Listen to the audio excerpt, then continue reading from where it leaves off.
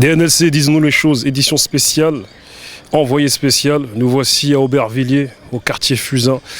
Et oui, je suis arrivé en retard à l'événement organisé par Abdellah Boudour et M. McTayer.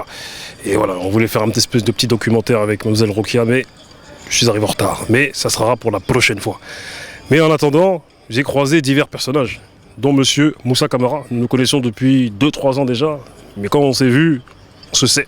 Mais quoi qu'il en soit, voilà, ce cher monsieur fait partie de l'association Agir pour réussir. Il va nous expliquer un petit peu les objectifs, comment et pourquoi s'est créée cette association. Donc dis-nous tout, mon frère. Déjà, merci de m'avoir invité dans ton émission. Ça me fait plaisir d'être là. Et Agir pour réussir, c'est une association que j'ai créée avec des amis à Cergy, dans mon quartier. Ça va bientôt faire 10 ans.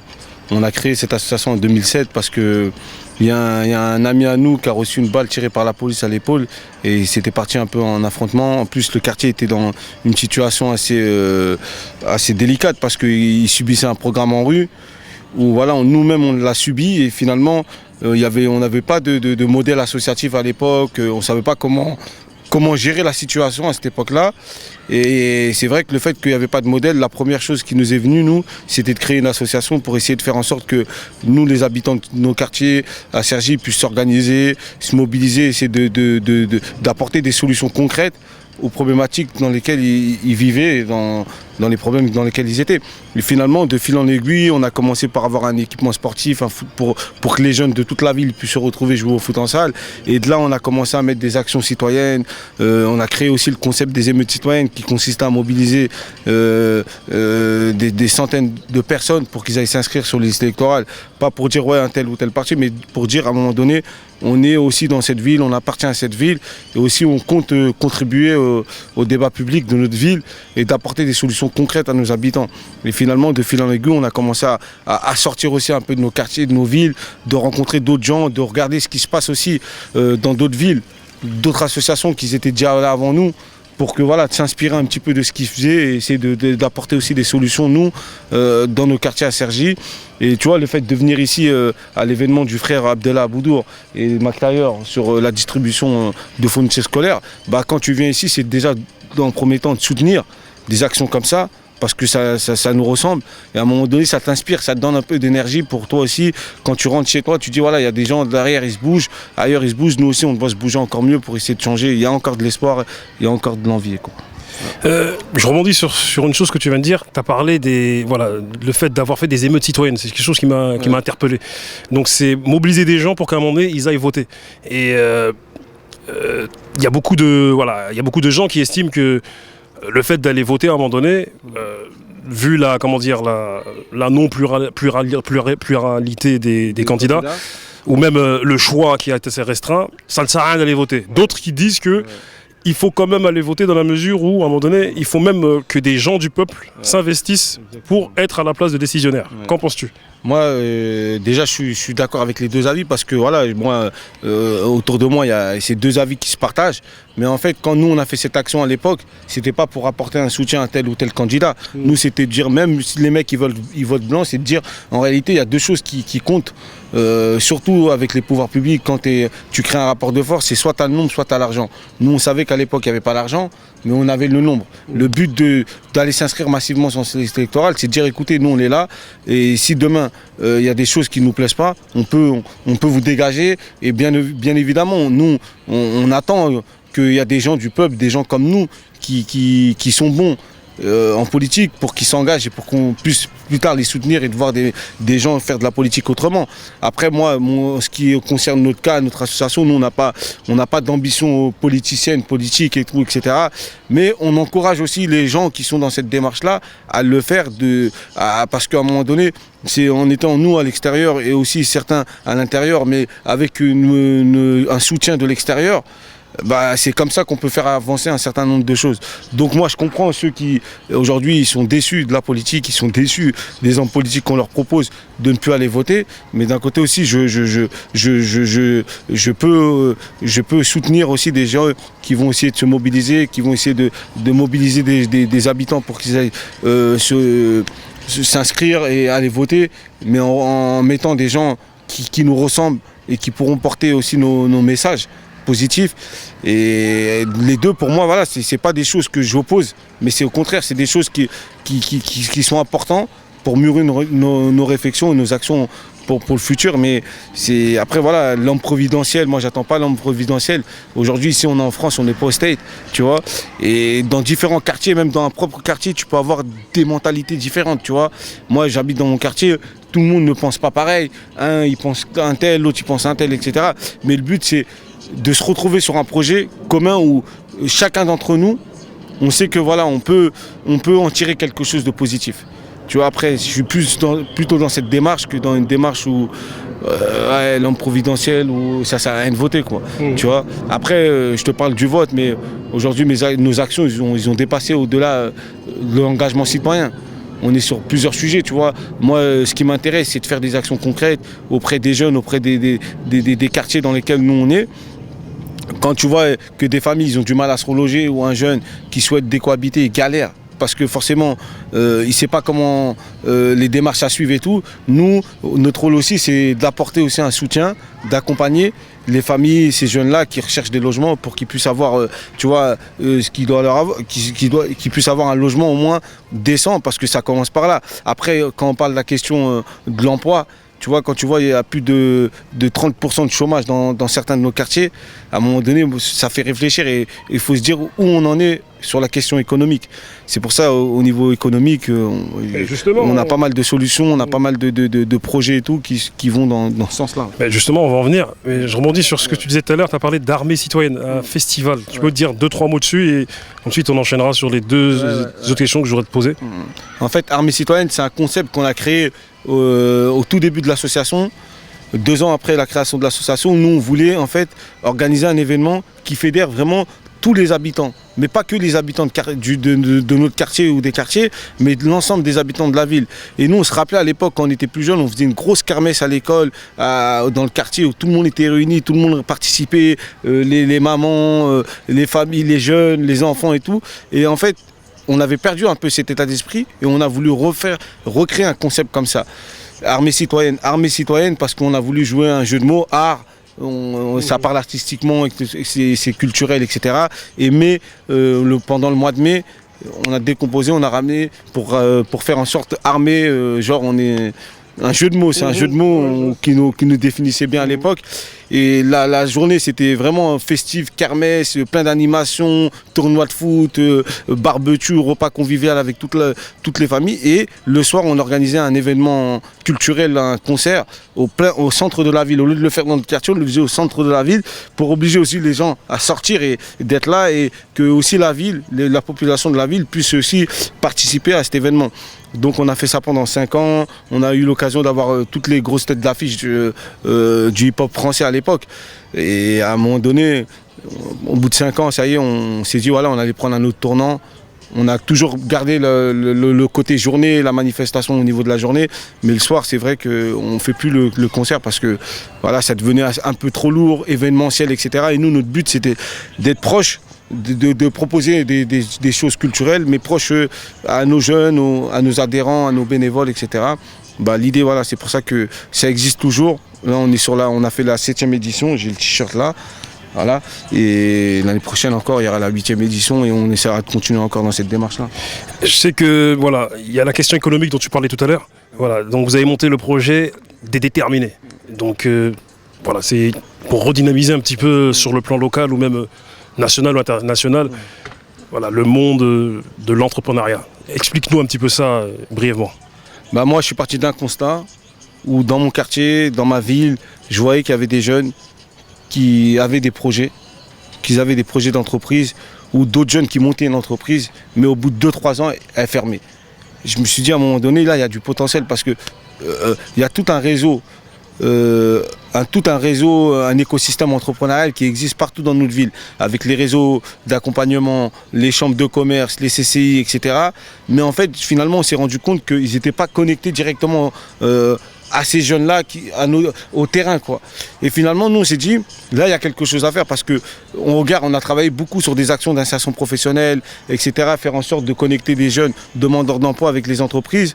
Et on s'est rendu compte que parfois, à cause de la discrimination, que des jeunes avaient du mal à trouver un emploi, même s'ils avaient le bon diplôme.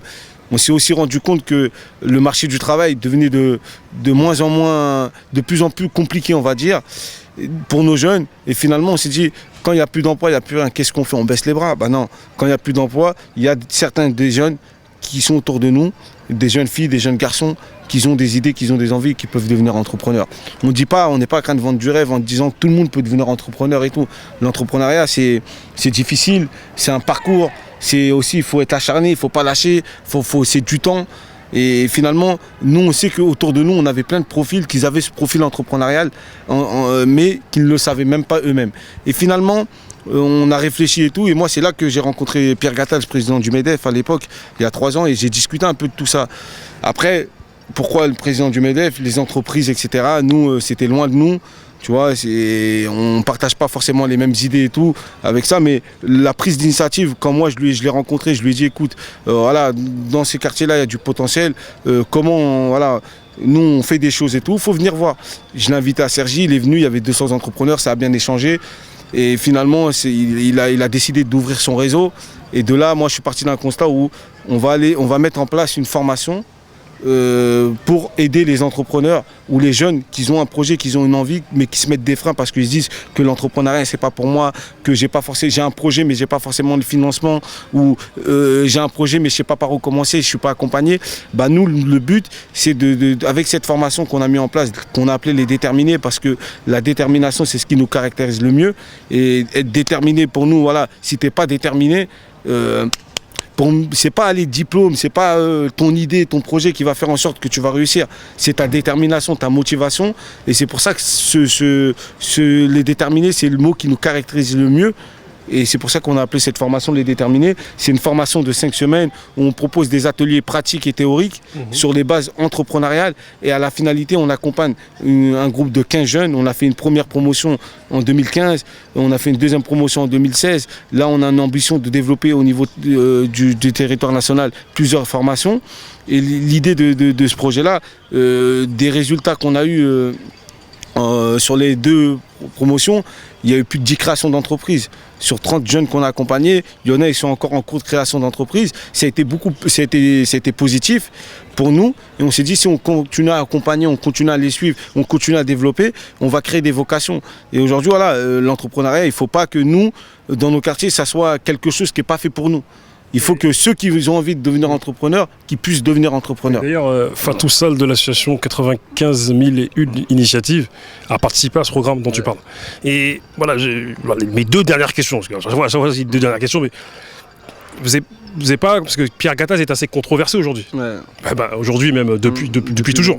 Voilà, avec c'est cette guerre entre les employeurs et les employés. Et oui, c'est le chef, on va dire, le président des employeurs en France. Et vous, par rapport à cette formation que vous avez entreprise avec lui, vous n'avez pas reçu des commentaires ou même des réflexions ou même des freins que certains devaient avoir par rapport à ça?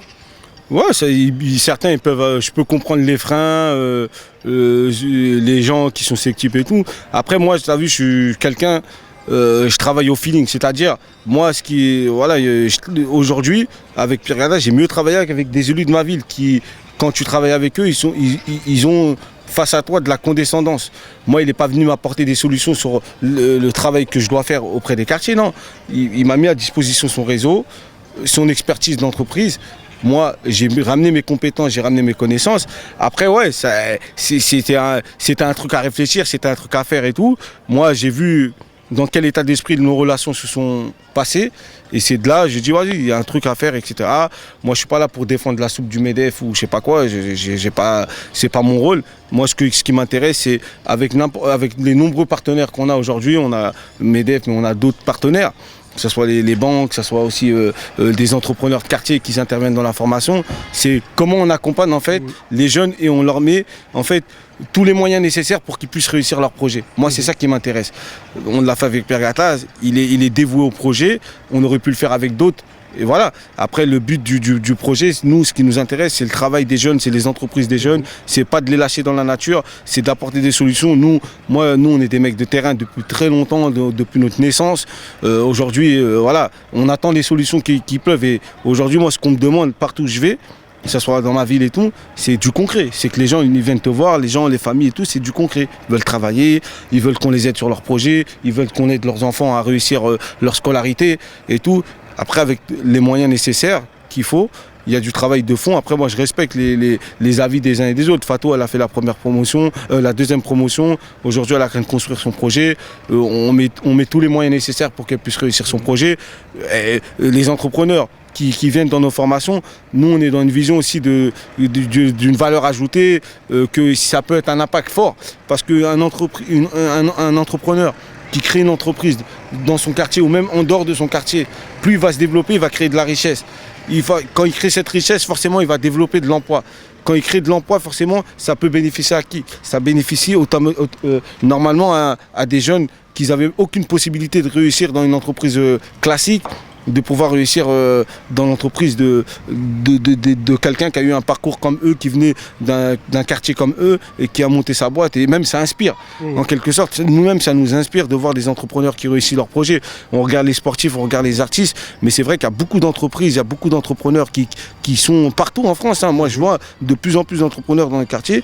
Malgré toutes les difficultés, deux fois même sans aide, ils arrivent à monter des belles boîtes, des belles entreprises. Ça peut que nous donner de la force. Et on a besoin de mettre en avant ces gens-là. Et ça, c'est important. Tout à l'heure en off, ça va être ma dernière question, parce que l'interview va se terminer très très vite. On a parlé de fédération associative. Moi, je te parlais de Passons-nous. Voilà, ce mouvement avec Mohamed Mekmash, plus d'autres qui se sont intégrés aussi, dont Zonzon 93 aussi à l'époque, dont plein d'autres. On a eu vent par Yali Samir qui sur Facebook a balancé un statut qui les percute un peu dans la mesure où ils ont touché une subvention de 150 000 € et d'après les dires, cette subvention est restée entre eux. Mais quoi qu'il en soit, on parlait de fédération, d'une fédération associative qui pourrait se monter. Avec Kizo du No Joke Training et Zonzon 91, il y a eu le débat Parlons Vrai avec plusieurs secteurs associatifs et les professionnels du street workout. C'était une rencontre et à l'issue de ça, l'idée qui a émergé, c'était de créer une fédération associative, mais pas à l'image de la Maison des Potes, ni à l'image de Passons-nous. Penses-tu que c'est possible, ça? Pour moi, c'est possible. Maintenant, il faut aussi qu'on accepte d'accepter les différences des uns et des autres dans les projets. Tant qu'on a, comme je te disais tout à l'heure, tant que le but il est commun, peu importe si toi tu fais du culturel, toi tu fais un peu d'économie, toi tu fais un peu de social, le but c'est le commun. Aujourd'hui, c'est vrai que moi, j'entends beaucoup de parler de fédération, de regroupement d'associatifs et tout. J'ai participé à plusieurs réunions comme ça, plusieurs organisations comme ça, mais je ne me suis jamais réellement impliqué parce que je ne sentais pas vraiment une vraie volonté de tirer le truc vers... c'était des discussions, c'était des réunions et tout. J'ai suivi aussi le lancement de Passons-nous. Après, je ne sais pas ce qui s'est passé par la suite. Je ne suis pas au courant de l'histoire de Samir ou je ne sais pas quoi. Mais je sais que déjà, moi, à chaque fois, il y aura une action de fédération, d'association, un peu de partout et tout, je soutiendrai toujours. Il faut soutenir juste que ça fonctionne. Après, il y a les anciens qui étaient là depuis 30 ans, il y a des nouveaux qui arrivent, il y a des plus jeunes qui vont arriver. À un moment donné, il faut qu'à un moment donné, on arrive à se rassembler sur des causes communes. Encore une fois, comme je te dis, moi, je ne crois pas au leader providentiel. Ici, c'est la France. Dans un quartier, il peut y avoir 1000 opinions, 1000 personnes qui pensent différemment. Mais à un moment donné, si on peut se réunir, c'est sur les causes. Aujourd'hui, ce que je vois, c'est que les musulmans ils sont de plus en plus stigmatisés. Que tu vois le chômage dans les quartiers, il augmente. Tu vois l'échec scolaire, les moyens qui sont mis dans nos écoles, c'est difficile. La question du logement, toutes ces difficultés. À quand on va, à un moment donné, réfléchir et se dire, voilà, les difficultés perdurent depuis 40 ans. Nous, en tant que responsables associatifs, chacun de son côté, il essaie d'apporter sa pierre à l'édifice. Mais finalement, tu vois, chacun fait ses actions un peu à droite, à gauche. Bon, on se retrouve dans des combats, communs. Moi, quand il y a eu l'histoire d'Adama Traoré, qui est décédé suite à une bavure policière, j'étais content de retrouver plein de militants associatifs, de responsables associatifs qui étaient présents. Mais encore, on va se rassembler que quand il y a des problèmes. Pourquoi on ne se rassemble pas pour essayer de faire des choses positives? Ça existe, hein. Mais voilà, après, moi, je serai toujours pour le rassemblement des gens de terrain qui font des vraies choses et tout. Après, peu importe, tu vois, peu importe, après il y en a, ça les dérangerait de travailler avec un peu n'importe qui. Moi je pars du principe, si on arrive à se réunir sur des causes communes, je pense qu'on peut y aller. Après, c'est vrai qu'on n'est pas là pour faire de la récupération politique, pour que ça puisse envoyer des gens à tel poste, mais il faut se recentrer sur le terrain. Et tant que les gens ils font des actions de terrain, ils sont proches du terrain, c'est ça qui m'importe, c'est ça qui m'intéresse. Et ton initiative avec Kizo, bien sûr, moi je vous félicite de prendre cette initiative, c'est important de le faire. Moi, j'ai jamais eu encore ce recul de le faire, mais en tout cas, moi, ces actions-là, Parlons Vrai, tous ces dispositifs-là, c'est des trucs que je soutiens à 100%. Et je dis, on en a besoin parce que si on ne fait rien, il n'y a jamais rien qui se passe. Et même le fait de le faire, les gens ils se connaissent, ils se rencontrent. Moi, par le biais de plusieurs fédérations, j'ai pu connaître des gens de là-bas, des gens de là-bas, des gens de là-bas. Et ça aussi, ça sert à ça. Et après, finalement, peut-être que le truc de la fédération, ça ne va pas se faire, mais on pourra créer des actions communes. Moi et le mec qu'on s'est rencontré, ou moi et la nana, on s'est rencontré avec son assos. Et c'est ça l'essentiel. Donc voilà. Monsieur Moussa a parlé comme un griot. Mais ce n'est pas un griot. On va pas rentrer dans l'histoire de caste. Mais quoi qu'il en soit, monsieur Camara a parlé de Sergi, de l'association Agir pour réussir. Il a aussi monté Les Déterminés. Donc il agit sur 2 plans, comme il l'a dit, sur 2 domaines, sur le social et l'économique. Voilà, le message a été fort. À un moment donné, comme on se l'est dit là tout de suite, il va falloir monter une fédération associative. Dans cette même fédération, fédérer les associations qui font les mêmes choses. Mais ça sera le fruit d'un autre débat. Quoi qu'il en soit, monsieur Moussa, je suis content d'avoir interviewé. Merci. Et DNLC, disons-nous les choses, s'achève ici. Merci à toi, frère.